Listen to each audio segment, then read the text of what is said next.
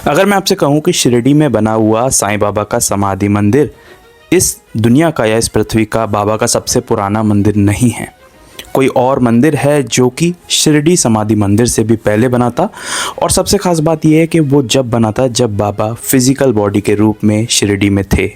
हम सबको मालूम है कि साईं बाबा का समाधि मंदिर बाबा की महासमाधि के बाद 1918 में बना, लेकिन उससे पहले आज से लगभग 110 साल पहले 1916 में जब बाबा शिरडी में थे और फिज़िकल बॉडी के रूप में थे, तभी बाबा का एक पहला मंदिर बना था।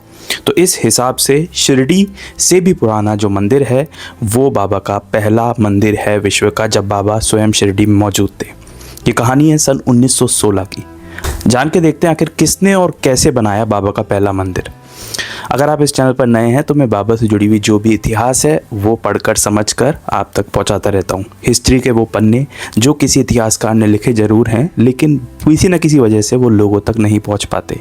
तो आज की इस वीडियो में हम इसी बारे में जानेंगे। भिवपुरी शिरडी से लगभग 240 किलोमीटर की दूरी पर एक ऐसी जगह जहाँ पर बाबा का पहला मंदिर स्थापित हुआ।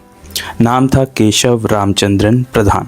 केशव प्रधान जी जो थे वो पहले तो बाबा को नहीं मानते थे, लेकिन जब बाबा के दर्शन उन्होंने किए तो वो ऐसे मोहित हो गए कि फिर बाबा के अलावा उन्हें कोई नज़र नहीं आता था। वो शिरडी बार बार आने लगे और इतनी बार आने लगे कि बाबा ने उन्हें मना ही कर दिया। बाबा ने कहा कि तुम बार बार मत आओ, मैं भिवपुरी ही आऊँगा तुम्हें दर्शन देने के लिए। वो फिर भिवपुरी चले गए और बाबा नहीं आए। फिर दोबारा ऐसे करते करते वो बार बार शिरडी आते गए। बार बार शिरडी आने के बाद बाबा ने उनसे कहा कि तुम बार बार क्यों आते हो। तो प्रधान जी बोलते हैं कि आप नहीं आते हैं भिवपुरी, इसलिए मैं बार बार आता हूँ।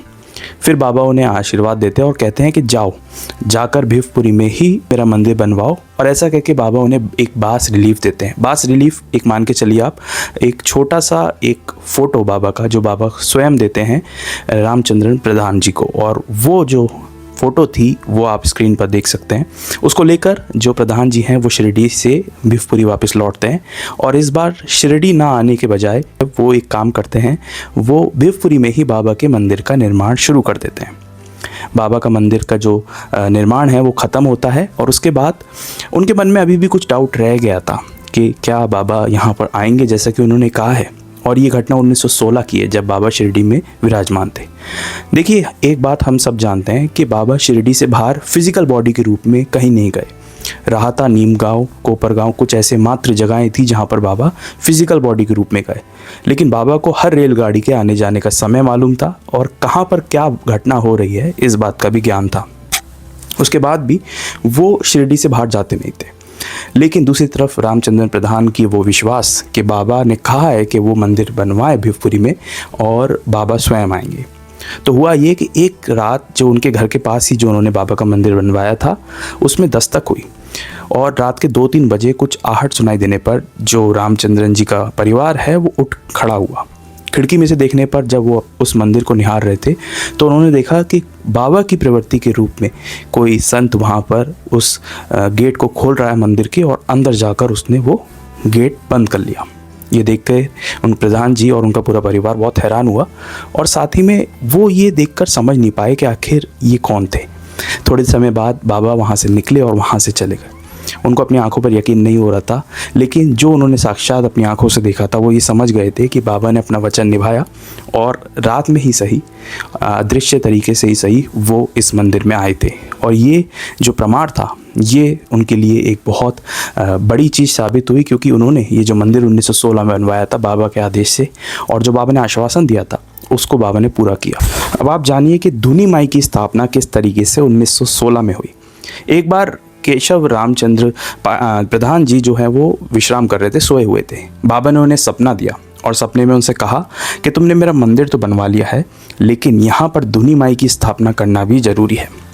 प्रधान जी को ये सपना बहुत ही ज़्यादा दिल पर लगा और उन्हें ये बात बाबा की याद रह गई कि धुनी माई नहीं होगी जब तक कैसे बाबा का मंदिर बनाया जा सकता है। इसके लिए उन्होंने देव बाबा को बुलाया साईं सच्चरित्र का पाठ करने के लिए, और ये बात बाबा की महासमाधि के बाद की है। तो देव बाबा कौन है? देव बाबा जो साईं सच्चरित्र जिन्होंने लिखी थी, हेमाड़ पंत जी यानी कि दाभोलकर जी के ग्रैंडसन यानी वो आए और उस स्थान पर, उस मंदिर में जो प्रधान जी का मंदिर बनाया हुआ था वहाँ पर साईं सच्चरित्र का पाठ करवाया। और देव बाबा जब वहाँ पर फूल चढ़ा रहे थे तो उन्हें ऐसा एहसास हुआ कि उनके बगल में कोई खड़ा है। जब उन्होंने देखा तो एक बहुत ऊंचे आकृति के संत वहाँ पर मौजूद थे। देव बाबा समझ गए ये और कोई नहीं, श्री साईं बाबा ही हैं, जिन्होंने अपनी महासमाधि के बाद यहाँ पर आकर हमें आशीर्वाद दिया है। ये घटना 1939 यानी कि 1939 से थोड़े ही समय पहले की है, जब धूनी माई की स्थापना भिवपुरी के इस मंदिर में हुई।